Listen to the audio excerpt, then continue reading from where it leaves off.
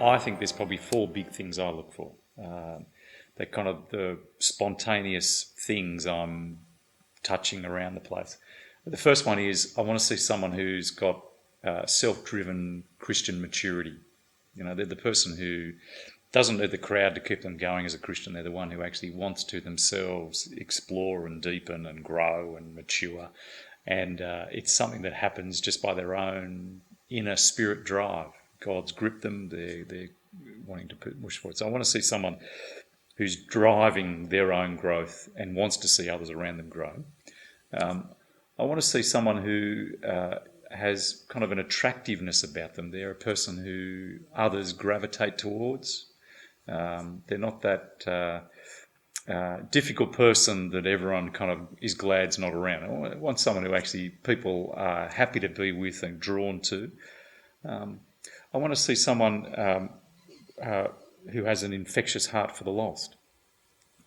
So, you know, a person who is thinking, dreaming, scheming about how to reach their friends. Someone who is frustrated that the church is not doing enough. Someone who is constantly in those conversations, that kind of thing. And I think lastly, the other big thing I'm looking for is someone who has leadership management skills, who can organise things and put things together and make things work. And there's a sense too there that I want to see someone who's got runs on the ball. You know, have they run things? Have they led things that have worked? So there's four quick things. There are four quick things, and I know there are lots of other things that Geneva will suggest or encouraging. I noticed actually not on your list, or right at the top of your list, was a theology degree. Now that's not saying that we don't encourage study, but that's obviously what an indicator. If you go and do that, is that an indicator of something of your keenness, or do you see it differently? Well, I want to see those things, which then means I'd be saying to someone, if you want to make a life of planting, go and deepen those things with a good theological education. Go get equipped. So I want to see that in the raw, and then I'll go and deepen your theology, go and deepen your sense of who God is and how to go and work with someone who can help you strengthen those skills and aptitudes for leadership and management. So yeah, go and get some training. Okay, but starting off, I want to also pick up on number 3, this heart for the lost idea. I guess that can express itself in a lot of different ways. What are some of the ways that you see where it sort of your ears prick up, or as you notice that people use sort of your eyes sort of shine over the idea of what they're doing?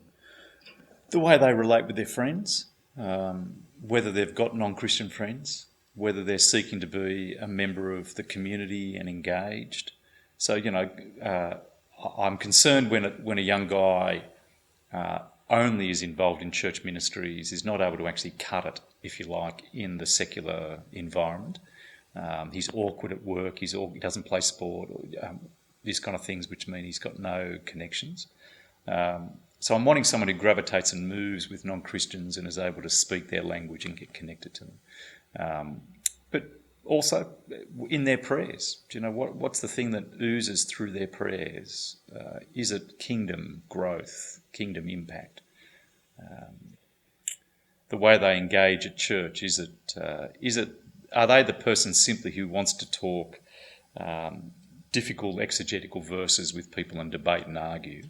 Or are they the person who wants to actually care about the Bible, of course, but for the sake of growing in their ability to reach people around them and mature and disciple others? Now, you've given us some good points to think about, but just one last question to finish off. Are they the sorts of things that people can pick up, or are they the sorts of things that are just inherent? If you look at somebody and they lack something, do you think they can grow in it, or do you think, well, they're lacking that, they're probably not going to be a church planter? Look, yeah, it's interesting. I think God throws up in people giftings and a spiritual anointing wherever you put them. There are some who emerge. But it is interesting to me, some churches seem to have more of those emerging people than other churches. Is there something in the church culture, in the leadership sense around the place that triggers that for people? I think so. Which therefore means if someone doesn't feel they've quite got those things, I'd encourage them to get involved in a ministry where they see that happening, that they might catch the vibe themselves. And I've seen that occur.